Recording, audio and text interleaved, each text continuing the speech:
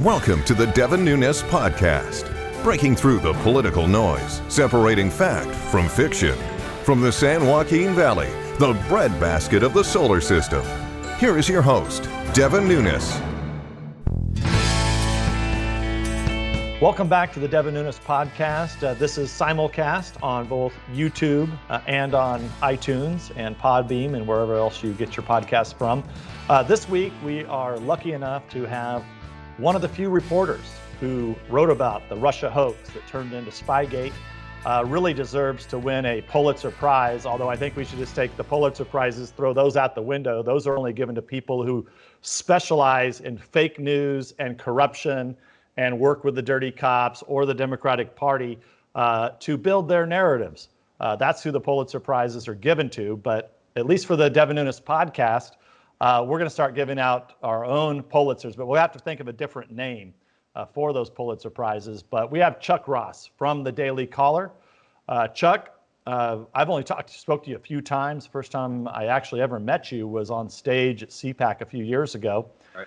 And you are one of the few reporters that actually started following this, and you're a machine. I just have to tell you, I don't even know how something would pop, and like within 30 minutes you'd have a story out. And like I said, we were always careful. We didn't know who the hell your sources were, but you had good sources, and you were really getting to the bottom of the Russia hoax. And we learned a lot as investigators through your work. And I think that's what the role that true investigative journalism, that's what it's all about, is trying to find the truth. And you've done a hell of a job at getting to the truth.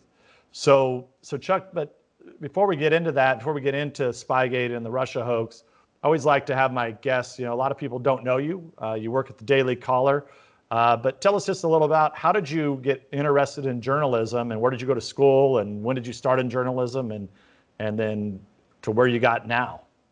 Well, first of all, thank you for having me on, and just thank you for those kind words. I mean, it means a lot to hear good, positive feedback on, because a lot of times what happens, I've reported a lot on Russiagate, on the dossier, things of that nature, and it's kind of because I'm obsessed with the topics, and so it's hard to kind of you can lose sight of the goal, I guess, in all of this. But background, I started freelancing for the Daily Caller back in 2013.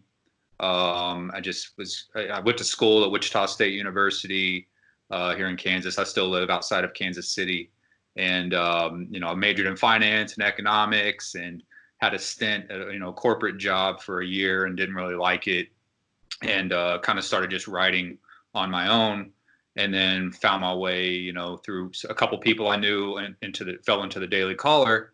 And So did you write for anyone else before? Like, did you like the school newspaper or anything? Like, where did you learn how to do? You took no journalism classes whatsoever? No, I mean, it's just there was a local magazine that I wrote for. I mean, just a trade type of magazine, Uh-huh.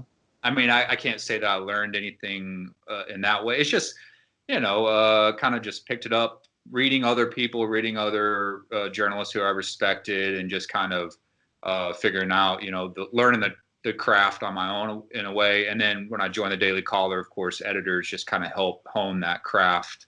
Mm-hmm. I think in general, it's not so much learning how to be a journalist per se, but it's just kind of having a curiosity about certain stories and just being obsessed enough to keep following them, I guess. And so luckily Daily Caller gave me a chance. I covered initially covered the George Zimmerman trial out in Florida. And then since then I've covered, politics, and kind of the overarching theme, I think, though, and that's kind of led to Russiagate and Spygate, is a kind of filling in the gaps of where the mainstream media what parts of stories they ignore. And so, and I'm sure you've had this same experience on Capitol Hill dealing with Democrats who ignore certain things. On the conservative side of the aisle, you can fill in what the mainstream media is not reporting, right? So stuff on the dossier and whatnot, and all the media leaks and various hoaxes. I've been able to chase some of those parts of the story that the other side is not filling in. Yeah. Well, I'll just say you've done a hell of a job at that. Like I said, we figure out where the hell is this guy getting this from, and you said something that I think the folks at home listening or in their car, wherever they're at, will be interested if they caught it. You're coming from Kansas right now, correct?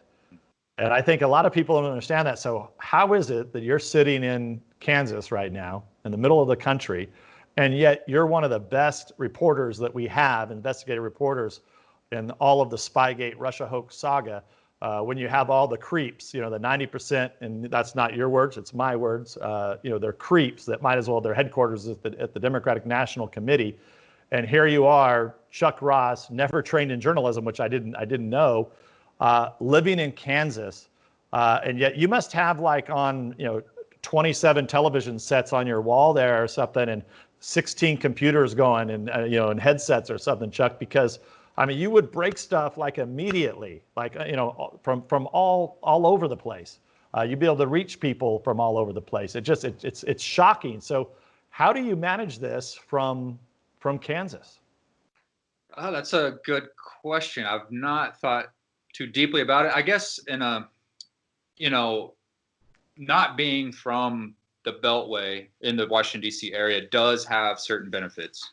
There are trade backs as well. It's hard, you can't meet face to face with sources, but you also, when you're not in that atmosphere, you don't maybe follow the groupthink of the certain narrative that's been crafted. So that allows you to have a little bit more skepticism about the in Russia, in the Russiagate saga. The narrative for the first 2 years was that there was collusion, and the dossier is completely accurate and things like that.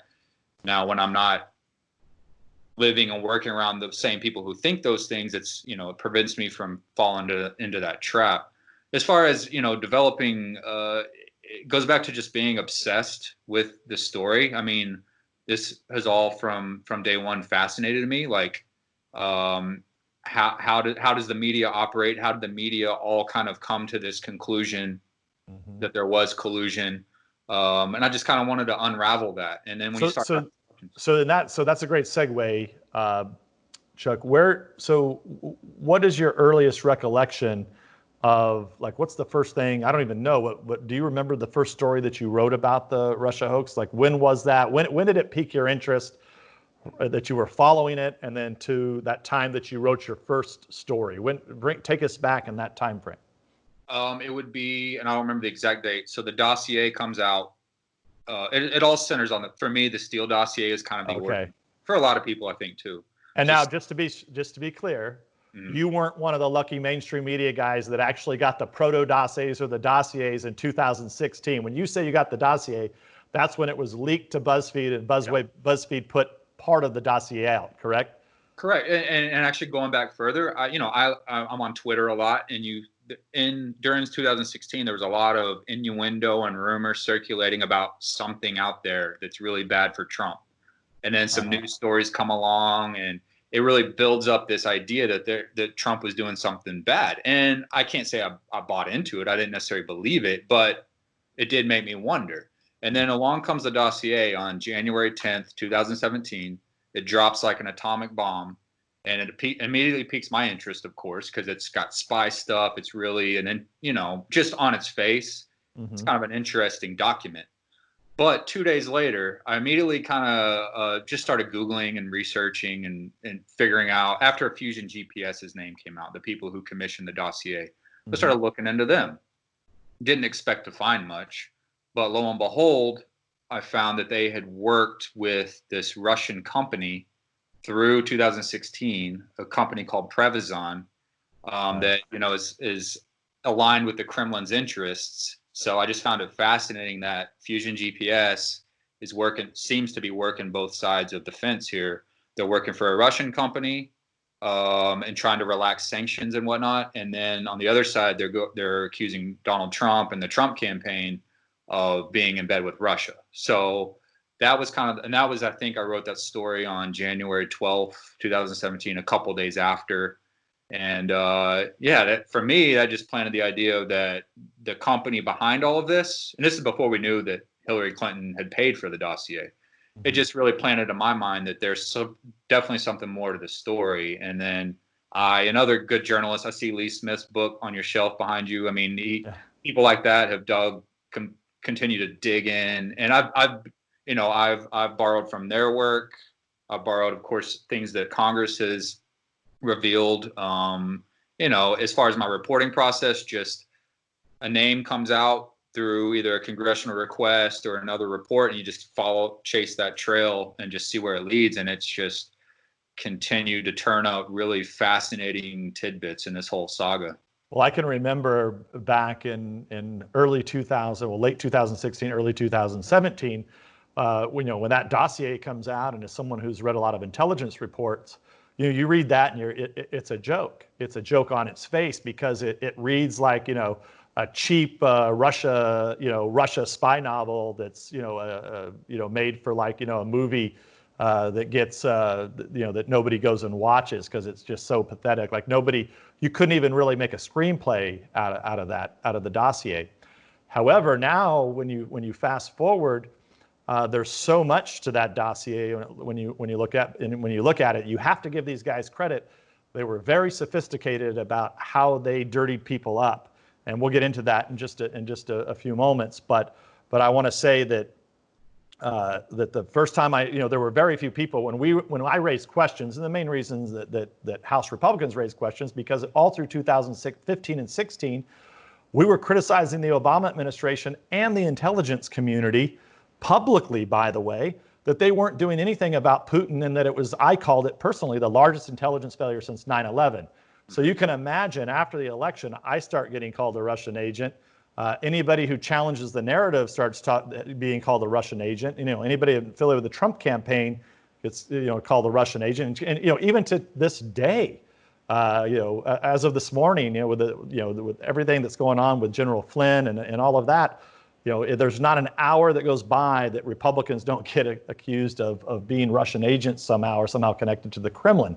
But I will say, Chuck, there were so few journalists. I mean, when I say it, there was only just a few handful. And I remember when I say handful, like less than 10 total. And I think in the very beginning there, as we were following this, anybody who challenged the narrative would just get pummeled, right? And it didn't take long after that to where any of my colleagues that stuck their head up were getting hit by what it now appears like it's all the same media reporters. When you really look at who the Russia hoaxers are, there's probably 20 or 30 true Russia hoaxers that were probably in receipt of the Fusion GPS information, the dossier, et cetera, leaks from the dirty cops at the FBI. All this is going to, still has to be unraveled. And surprisingly, we're so, if you look at this as like a sporting event, if it's a football game, we're pretty much just started the second half, the third quarter here, in terms of what has to happen. I know that's frustrating for a lot of people that read you and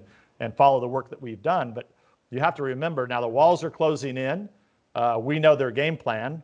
We know what they do. We know what they're up to. We know where all their, we had to play the first half not even knowing who the hell the players were on the other side of the field, but now we actually know who all the players are, right? You've got the mainstream media hacks. There's 20, 30 of them that were heavily involved in this, probably another 100 roughly if you take all the editors and senior editors, junior editors, all the people that were in contact with that dossier. Because the key is that you said, many journalists had that information that Lee Smith broke in his book that I didn't realize till later in 2016. But anyway, Chuck, to my point that I was going to make on all this is that, I would say, who the hell is this Chuck Ross guy? I mean, you were one of the few guys that was actually writing anything about this whole subject. And so just, congratulations and thank you, because, you were finding information that, we didn't know about. And that's what true investigative journalism is all about, is, trying to get to the facts and then making them public so people have more facts. And then that's how the First Amendment should work. And that's how the legislative body should work, is that you're just digging up facts. So take us from there. You do your first story, and then maybe walk us through some of the high points of as you yourself began to unravel things and things broke into your mind about the Russia hoax. Yeah, and I think after January, when the dossier comes out, at least for me, there's a kind of a holding period of just reading other news stories, honestly, seeing where New York Times, CNN, what Washington Post, what's being leaked to them about the dossier, and just trying to figure out, get the players in line, figure out who the players are in all of this. So there was a learning curve to that. Right. What kind of, just trying to remember, scan my memory banks here on this. I was always skeptical of the dossier, of course, but my approach to Russiagate, and then when it morphed into the Mueller investigation, was against the back. The dossier was always kind of, for me, the basis of it. I don't think anybody knew if the Russia investigation began because of the dossier at the time. Now we know that it, is based on some random tip about George Papadopoulos, but the dossier was a formative key part of the FBI's investigation. So the dossier to me was always very high up on the list of my focal point here. But I started reaching out and talking to people involved in the Trump campaign, people like Carter Page, other people who were being dragged through the mud in the media. I started, reaching out and talking to them. And honestly, because, going to your point of there being so few journalists that were, most stories were being written from a negative viewpoint against them. There were hit jobs on all these people.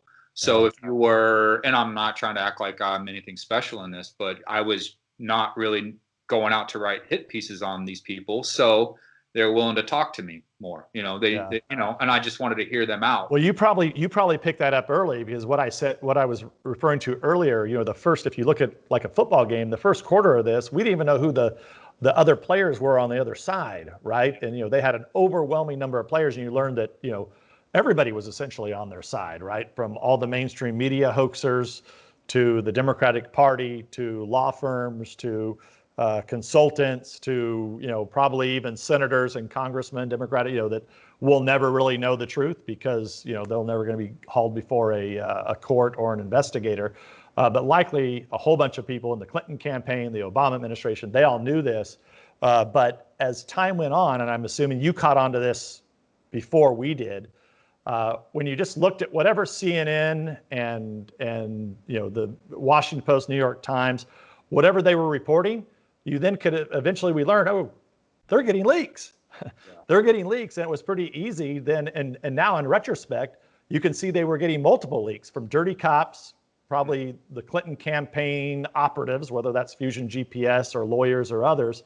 And so you began to see, whenever we would unpack something and make it public, they would build another narrative based on that. Oh, right. Yeah. Right. Yeah. They would build another narrative. And I think that's what you were brilliant at, is that when they would do that, you would say, oh, wait, they're saying Carter Page is a really bad guy and a Russian spy. And to you would say, I better go check and see who this Carter Page guy really is. And I think you really were one of the first ones to raise questions. Because look, we didn't know who the hell Carter Page was, and we're being told by the FBI this guy's shady, he's got all these problems, blah blah blah. At that time, you're like, wow, we're legislative branch, we respect the FBI and the IC. We think, gosh, we better stay away from this Carter Page guy. But thankfully, to guys like you, you were willing to actually call up Carter Page, and probably one of the first guys we learned from that. Well, Carter Page probably isn't a Russian spy. Yeah, that I think one key story, it was kind of a small story, a really small tidbit in the dossier, let's say. So Carter Page is known as Carter Page because of the dossier, because Chris Steele accused him of being the liaison to the Kremlin. And part of the argument Steele puts in the dossier is that Carter Page was working with Paul Manafort on this supposed scheme. So, I went to Carter Page, and I was trying to figure out how Carter Page got on the campaign. Did Paul Manafort bring him into the campaign? If so, that would have been pretty interesting and possibly supporting the theory of the dossier. But lo and behold, Carter Page had never met or talked to Paul Manafort. And it took me a while to get that little tidbit. Carter doesn't like to share a lot of, he's not an oversharer by any stretch. He likes to keep private things private. So it's hard to get from him, and I got it from other sources. But Carter Page had never met Paul Manafort, never talked to him. He was brought onto the campaign through by another way. So kind of one of the small but still very key allegations in the dossier about Carter Page working with Paul Manafort seemed to be not true. And other little clues like that turned out not to be true. When you pair that with a lot of the leaked stories in CNN, Washington Post, all those stories were very vague about the collusion, right? I mean, they would have like 5 sources, unnamed sources, but there was no actual meat to what they were claiming. They were just saying, because it was all made up. yeah, it's like someone talked to someone else, but what did they say? And there was never anything there. And after a while, after a few months, you guys probably had the same feeling. Like, you start to wonder, is there any there? And then I know you guys drug out the fact that Democrats or Hillary Clinton, DNC, basically paid for the dossier, and that took it in a whole different trajectory as far as figuring out how the dossier came about. And then we start learning how it was, a coordinated effort to push it through the media. So when you were talking about how, media would latch onto a different person when they came out, like Fusion GPS and all those guys already had intelligence on those people ready to roll, ready to hand it out to journalists. The story was already crafted, so they could just, when one little strand didn't go anywhere, they'd jump over to another guy. And before too long, not to go way off on a tangent here, but we started out with this huge conspiracy of collusion where, the campaign helped hack emails and dump them. They were working with the Kremlin. And then by the end of it, did Roger Stone have a conversation with Assange or not, or whatever? It had just become watered down to the point where there was obviously nothing there. Well, I always said that if you're the Mueller team, I remember at the time, by the time the rumors got out that he was going after Roger Stone and Jerome Corsi, you were at the very rock bottom. You have totally failed. And the fact that they were targeting Roger Stone and Jerome Corsi was enough for me to say, this is not serious at all. And I still, and as you know, and people know, we're investigating the Mueller team. And I think you're beginning, and we'll talk a little bit about General Flynn later, but it is clear now, and we knew at the time, Chuck, also, and you probably remember me, I can't remember at what point I was pretty clear on this, but I think it was early on. In January of 17, dossier comes out, and then I say, okay, we're going to do an investigation of this. It seemed preposterous to me at the time that General Flynn was a Russian agent somehow, and all these random people that I had never heard of in politics before were somehow Russian agents. Because I had seen a little bit of the campaign. I spent a couple of days on the campaign trail. And I mean, hell, they didn't even have enough people to, they had like Donald Trump and Rudy Giuliani, the mayor of New York. I mean, he's now a Russian agent, and the Twitter dude. I mean, there was nobody else on the campaign. They couldn't have colluded with Russia because they didn't even have enough people to possibly collude with Russia. It was asinine. But I took at that point, I took the Democrats serious. Okay, we'll run a serious, real investigation here. We agreed on the parameters. One of the first things we said is, okay, we're the Intelligence Committee. Give us all your intelligence. Mm-hmm. Well, by the end of January, we've got goose eggs, 0, nothing. And then are we asking the right questions? So all through February, goose eggs, nothing. And it's that point that, I've got sources coming to me saying, hey, they've been using these intelligence reports and unmasking people throughout 2016 and during the Trump transition cycle. I said, whoa, wait a second here. We have real problems. And we won't get into that story, but that still needs to be figured out what happened there. But fast forward to when Mueller walks in the door, we know House Republicans on the Intelligence Committee know he doesn't have a damn thing to do with Russians, right? So we don't know what exactly it is they're looking at. And later we find out not only do they have no Russians, they just set up an obstruction of justice trap. So by the time they get to Roger Stone and Jerome Corsi, this thing is a joke. It's a joke. They all knew it was a joke. And look, it's impossible for me to believe that multiple people on that Mueller, what I call the Mueller dossier team, were not clearly aware that this was a Clinton-run, Fusion GPS-run operation in line with many dirty cops and people at DOJ and the Obama administration. It's just hard for me to believe that. Yeah. But Carter Page ought to be sending you a thank you note and Christmas gift, Chuck, because you probably saved him from jail. Yeah. Well, They would have framed him. They would have framed him. that's always been actually that's one question. Why? Yeah, they kind of obviously they got Papadopoulos and Flynn on false statements, things like they could have definitely they wanted to, I guess, framed up Carter Page. I mean, thankfully they didn't, and hopefully he's gotten cleared his name somewhat through all of this. So I'm sure his reputation's still tarnished. Well, I can remember just on that point, Chuck. I can remember partway through this process, once we had interviewed Carter Page, Trey Gowdy and a few of our investigative team meeting with high-level people within DOJ and FBI, and just questioning, are you really targeting Carter Page? We've interviewed him. This doesn't seem to be an appropriate thing to be doing. And I'm not saying that anything against Carter Page, but I mean, the guy had already been dragged through the mud. They didn't have a damn thing on him. They had got all his communications because they had spied on him for a year, right? At some point, it should stop. And I think they just didn't have the balls at that point because of the work that you did and others. You saved Carter Page from jail, because I guarantee you they would have framed him, and nobody would have cared. That's the sad part. If it wasn't for you and a few others, nobody would have cared about Carter Page. They would have locked him up. They're so dirty, they would have locked him up for years if they could have. Yeah, that's exactly, it hits on exactly.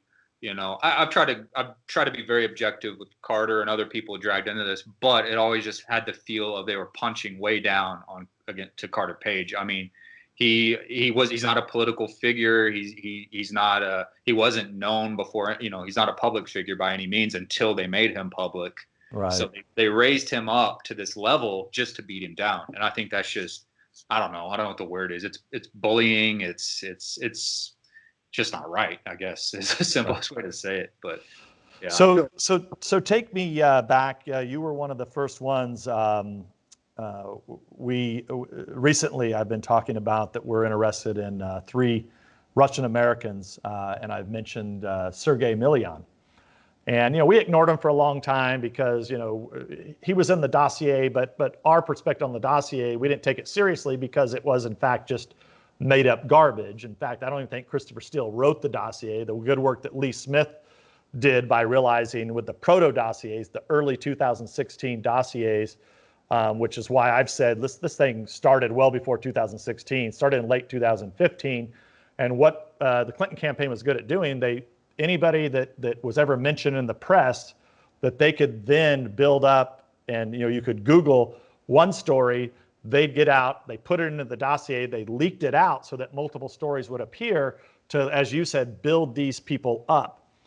We largely ignored Sergei Milian, but now as the walls are closing in on the Obama dossier, which is the ICA, obviously the Clinton fusion Steele portion of this, and now the Mueller dossier, the walls are closing in on these rotten guys. Along with the Durham investigation, the situation with Flynn that we'll get to in a minute.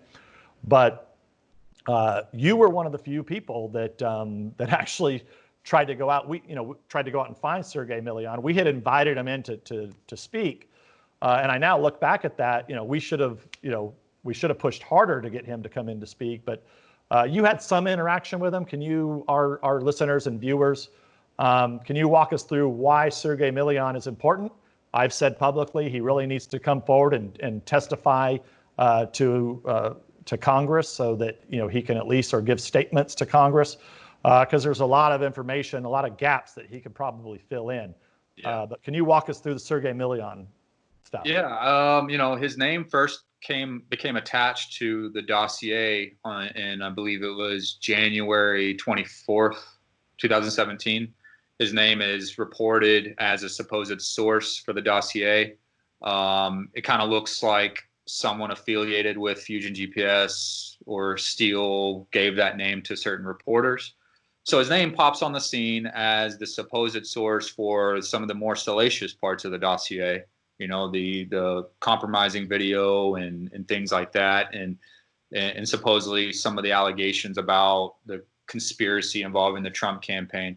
Well, and of course, they dig up that there's a picture of Sergey Milian, right, with Donald Trump. Oh, right. From in 2007 or something, yeah, right? yeah. So it's a perfect fodder for these guys to actually build this guy up like they did Carter Page, because at least he has a picture with Donald Trump. Yeah, and like you, I think you said on Maria Bartiromo's show the other day, like, we don't know where Sergey fits into this whole thing, because it sounds like Christopher Steele and Fusion GPS are claiming that he was an unwitting source for the dossier. Sergey denies being a source. He's saying he's claiming he's been framed as a patsy of sorts. Like we're saying, they built him up just to tear him down. I don't know the answers to that. But I'd reached out to Sergey when his name first came out, wanting to talk to him. It was kind of an approach of, hey, if they're framing you on this, I'd love to talk to you about it. I mean, I've not been able to actually talk to him. I've put his name in print and stuff for just different developments along the way. And, he's not, I guess he hasn't liked some of that, but it's not, I'm just like you, I'm trying to just get to the bottom of where he fits in, but at the end of it, here's the point of it is that, a lot of the information that Steele, whoever was a source of that information about the compromising material, the tape, and then, or about the conspiracy, that information was wrong. So we need to figure out who gave that to Steele or whoever else, if it was a proto dossier, who was the source of that false information, right? And if it was Sergey Milian or if it was someone else, I mean, we need to figure out how it came about. Was it Russian disinformation? I mean, these are, but Sergey Right. could sort out who he spoke to in 2016, who he didn't speak to. Just going through his list of contacts would shed a lot of light. And also, not to go long-winded here, but Fusion GPS, who commissioned the dossier, they did arrange an interview for Sergey Milian with ABC News. And it's one of the weirder things in all of this is that they handpicked this guy out of nowhere to go. They set up an interview with Brian Ross at ABC News, and Brian Ross starts asking him about Trump and kind of coaxes some interesting answers out of Sergey Milian. And then a couple months later, or maybe a month later, Hillary Clinton, the Clinton campaign, tweets out a snippet of this video where Sergey is kind of sounds like he's saying something kind of interesting about Trump and Russia, and the Clinton campaign runs with that. At the time, we did not know that Fusion GPS was keying in on Sergey Milian. So that goes back to this whole thing of Fusion GPS had intel on all these people, and we're just kind of like manipulating the media to dirty up Trump and make it seem like there was some sort of collusion there. So long story short, I mean, Sergey Milian is a very fascinating figure in all of this. I'm sure he has a lot to tell, whether it's, he has a lot to say, and hopefully he comes forward. Well, he's a key figure in this, and that's why it's so important. He's an American citizen, and what we've said is, for whatever reason, he's left the country, and I can understand why, because he's been, according to him, he's been dirtied up, and in the Mueller report, he's essentially, I think, referred to as Russian, has Russian intelligence connections, that's why I call it the Mueller dossier, because they just scattered. They just wrote the Steele dossier basically just flowed right into the Mueller dossier, and they just beefed it up with things that sound really bad. But after you peel all that back, what proof does Mueller have that Sergey Milian was actually connected to Russian intelligence? I don't know, but I want to know that. Sergey Milian can tell us that. It's very important to holding, if we're going to run a real investigation into the dirty cops and lawyers on the Mueller team, we need Sergey Milian to come forward, because we know this much: Mueller never talked to Sergey Milian, which I find fascinating. Yeah, and the report doesn't explain how hard they tried to, what steps they took to try to talk to him. They just said they didn't. So how far did they go? And the other point I will make on Sergey is that Glenn Simpson at Fusion GPS, I think, is one of the ones who came up with this theory that Sergey was Russian intelligence. I've not seen that sourced to anyone else. So in fairness to Sergey, if Fusion GPS is the source of that theory, I mean, that's not good for the government if they just accepted Fusion GPS's word that this guy was a Russian spy. Maybe they had other intelligence on him. We don't know, but Fusion GPS is the original source for that I'm aware of. Right. Well, it wouldn't be the first time that they've slandered and defamed people. That's for sure. It's a racketeering outfit, which they need to be held accountable, and we continue to try to do that. Chuck, you've been very kind with your time today, but obviously General Flynn. A lot of people want to know about General Flynn. I've talked a lot about it, but most likely people have heard my view of the General Flynn situation. Somebody that I first met in Iraq back in 2005-06 timeframe. But what's your quick take on the General Flynn situation? I mean, obviously the thing that came out last night, the unsealed documents where I guess it was Bill Priestap, who was the head of FBI counterintelligence, wrote this memo that asked this question of whether the interview with Flynn that they conducted was, the goal of it was to get him to quit, get him fired, get him prosecuted, or to force him to lie. It's just really a chilling document. I think at this point, with that revelation and some others, I believe, I have no insight into this, but President Trump seems kind of leaning towards a possible pardon for General Flynn. But I think the better alternative is that he's just exonerated, or his case is thrown out. Well, he has no reason. I mean, the president should not have to pardon General Flynn because General Flynn never did anything wrong, and I think that's actually the wrong move, because if we're going to have a justice system, a judge that lets this move forward, a DOJ that lets this move forward, I mean, this is crazy.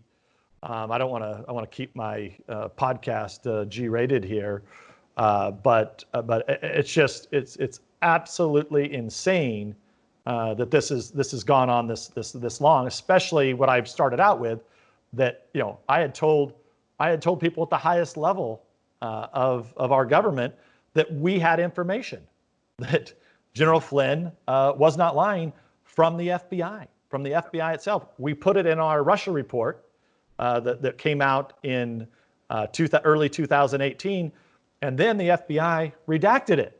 They kept it classified from the American people. We had to fight, for 2 months to get that declassified. Which leads a whole nother issue. It's not just the Mueller team that has to be looked at.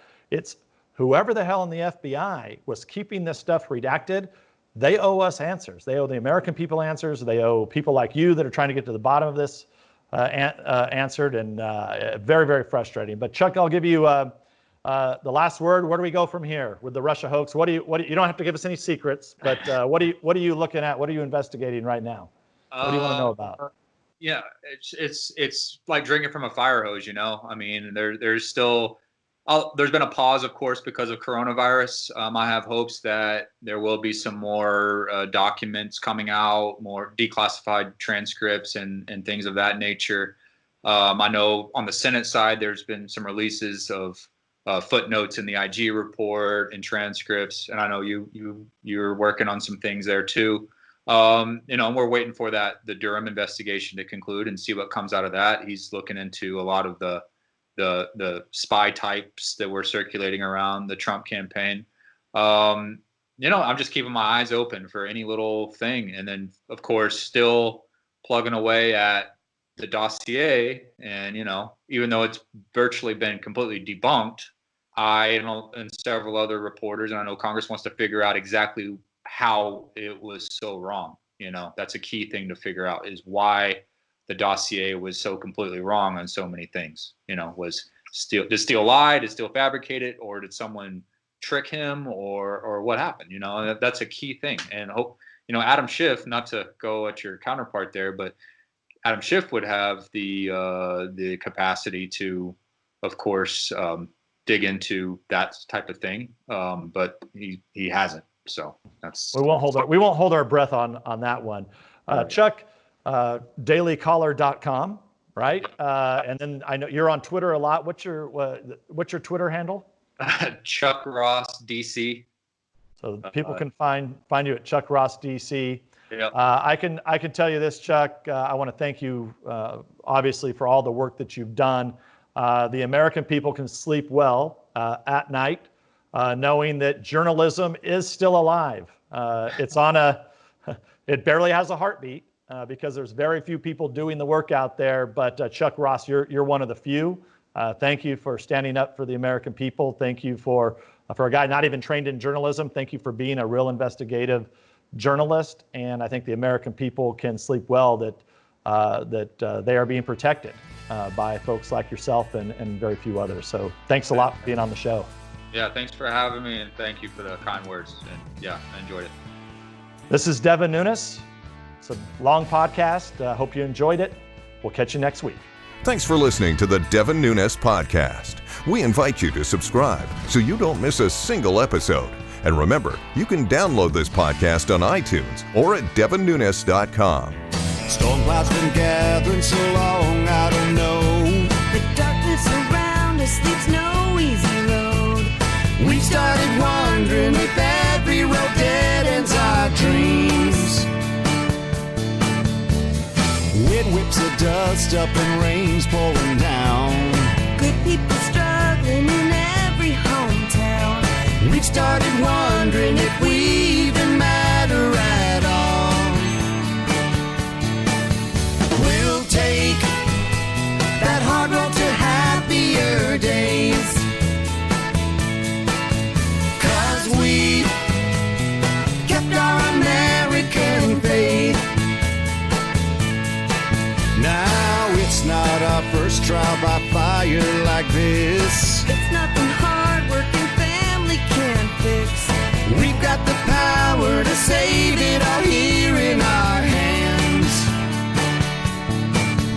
We'll take that hard road to happier days, 'cause we kept our American faith. As we, the people, free and strong, fight through the dark night toward the dawn. Freedom marches on.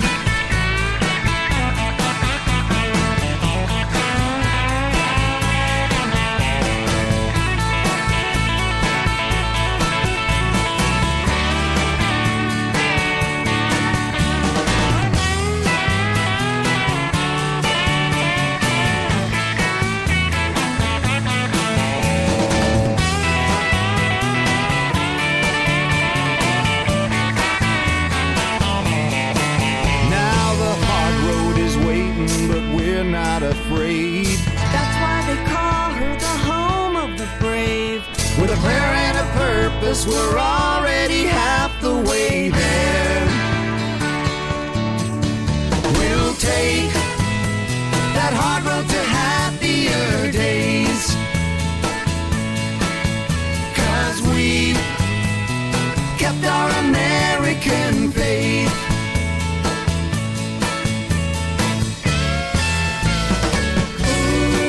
Ooh, we kept our American. We kept our American. Ooh, we kept our American. We kept our American faith. Freedom marches on. Paid for by Devin Nunes Campaign Committee.